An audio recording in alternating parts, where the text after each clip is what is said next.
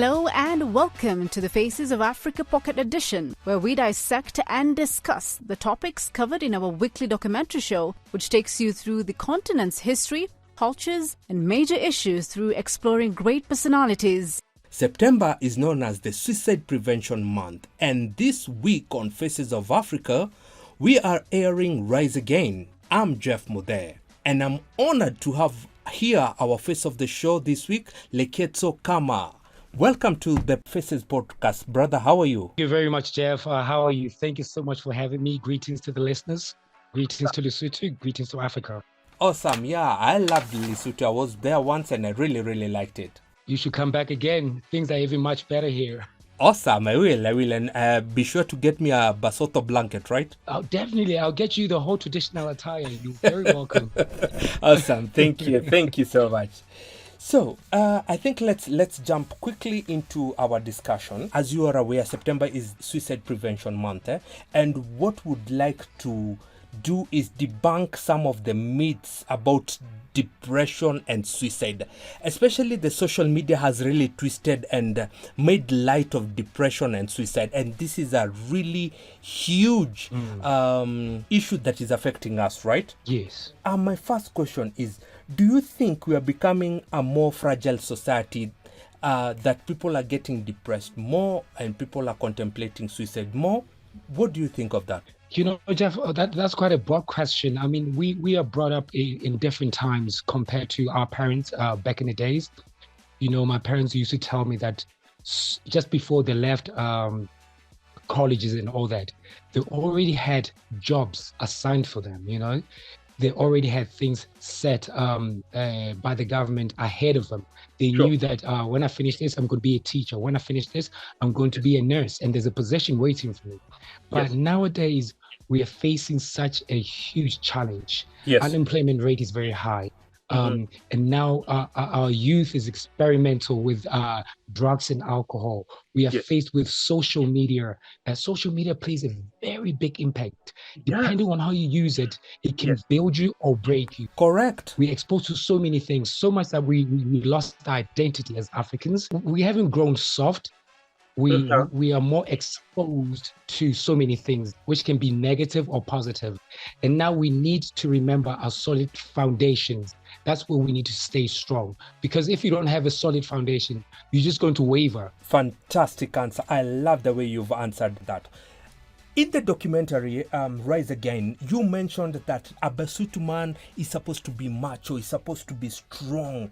This is a man who's not supposed to show emotion. That's the traditional the traditional way. And also now with the social media still, do you think men are becoming soft in this day and age? I believe men have always been men. They have neither become soft or anything. Because traditionally, or our culture tells us that. In Lesotho, they say, Monna, that means men. Kiunku is a sheep. He doesn't cry. Remember, sheep doesn't cry. You know, you hardly ever hear a sheep go meh all the time. Yes. Even when it's going to get slaughtered, facing death, it does not cry. And therefore, we say as Africans that a man is a sheep and therefore they should not cry. There's one thing that we're forgetting, that a man is still a human being at the end of the day. And therefore, a human being gets stressed, gets challenged. They need a crying shoulder every now and then to do what? To re-energize, you know, cry, talk, take things out. But our culture does not allow us to do that as men. That's a very sad situation. And let me come back to my country. When you walk down the streets of Maseru, 8 out of 10 mentally challenged people that you see on the streets are men. When you go to our mental hospital, which is Mufami Hospital, more patients are men. When we look at our suicide rate in Lesotho, those are men. Simply because we don't allow our men to cry. We don't allow our men to talk. Soon as they start talking, we start labeling them. He's a soft man. What kinds of men go for counseling? A man is supposed to hold the feelings. Be a man. Stand up strong. It's so sad because these very strong men, if they don't talk, what do? They start the whole gender-based violence. So men having become soft, It's just that now men are realizing that there's a platform where we can cry. There's a platform where we can take out our feelings. Correct. You know? I love that. Now, I love the way you've mentioned the way the culture plays a big part in all of this. How do cultural beliefs and traditions in Lesotho impact mental health and mental health services? You know, it's a sad story here because most of Lesotho is more mountainous, and a lot of people live in rural areas. Yes. And only the lowlands where we have the smaller population. Mm-hmm. And so majority of our people are more culturally based, traditionally based. And they believe that mental health is a result of witchcraft. They don't believe that there's something called a mental problem. Mm-hmm. Whenever somebody has a mental breakdown, a mental problem, they believe that this person is being bewitched, probably because somebody's jealous. We have our fathers, we have our grandfathers who worked in the mine. Yes. We have our fathers who still work overseas and all that. They spend a lot of time away from their families, away from the comfort of and love of their families. Yes. And therefore they get stressed, and they come back home, mentally challenged, depressed and all that. And sometimes the brain gives off. There's only so much the brain can take. Sure. And when this men come back from the mines, they are rich, they are building houses, they have cars, and now they suffer from mental problem. And now they're saying, oh no, so-and-so has been bewitched, simply because now he's earning money from the mines, now he's rich. And that's a very, very sad story, It's only a minority of people who are living in the lowlands that are receiving the help because there's knowledge. What we need to do is to go out there, give these people knowledge, do campaigns, tell them what mental health is, tell them how we can work with it, tell them how to take care of people with mental health issues. Because, for instance, we have a dementia.